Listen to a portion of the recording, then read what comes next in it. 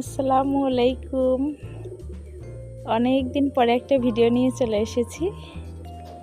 আমি আসলে বরিশাল এসেছি আমার শ্বশুর বাড়িতে, বাবার বাড়িতে। এর জন্যই আর ভিডিও দেওয়া হয় না, অনেক দিন ধরে ভিডিওতে ইরেগুলার হয়ে পড়েছি। দেখুন আমার শাশুড়ির ছাদ বাগান কত সুন্দর, কত সুন্দর সুন্দর ফুলের গাছ, ইনডোর প্লান্ট, এগুলো সে ছাদে দিয়েছে অবশ্য।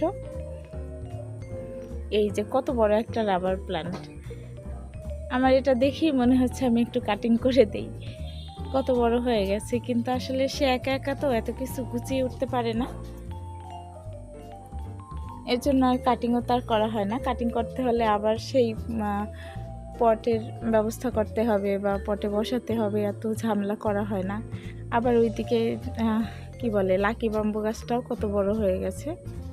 এই যে দেখি এবার চিন্তা ভাবনা করলাম এগুলো কিছু কিছু কাটিং করে আবার তাকে লাগিয়ে দিব।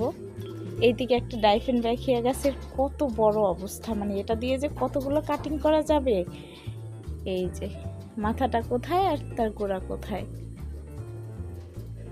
আর এই পটটা তো পুরো ভরেই আছে ডাইফেন ব্যাখিয়ায়, দেখে মনে হচ্ছে যেন প্রতিটা আমি একদম তুলে তুলে আলাদা করে কাটিং করে দেই, কি যে ভালো লাগতেছে। আমার সেই ছোট্ট বারান্দায় কি ছোট ছোট গাছ, একটু বাড়লেই মানে একটু দুই একটা গাছ হলেই আমি একদম কাটিং করে পটিং করে দিয়ে দিই।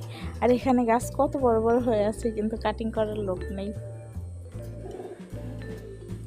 বৃষ্টি হয়েছে, ছাদ অনেক বেশি পিচ্ছিল, ওইদিকে অনেক গাছ আছে, আমি ওগুলো এখন দেখাবো। আমি অবশ্যই এই পাশ থেকে এখন হাঁটতেছি, পাশে একটু এরকম টাইলস দেওয়া আছে, হাঁটতে একটু অসুবিধা কম হয়, কিন্তু ছাদের ভিতরে হাঁটতে মানে কি পরিমাণে যে পিচ্ছিল অবস্থা। এইদিকে আছে আমার ভাসুরের কবুতর, সে আবার হচ্ছে কবুতর পালে। এই যে রাতের বেলা এই যে কি বলে এই পলি ব্যাগটা দেয়া থাকে, পলি মানে পলিটা দেওয়া থাকে, পলি দিলে হয় কি ওদের মশায় কামড়ায় না। কি যে যত্ন করে মাশাআল্লাহ, সারাক্ষণ শুনি সেই কবুতর নিয়েই থাকে।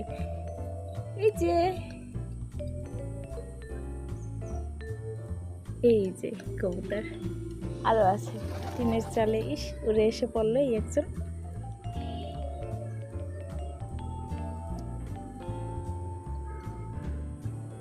এই যে বেশ কয়েক জোড়া কবুতর আছে এখানে।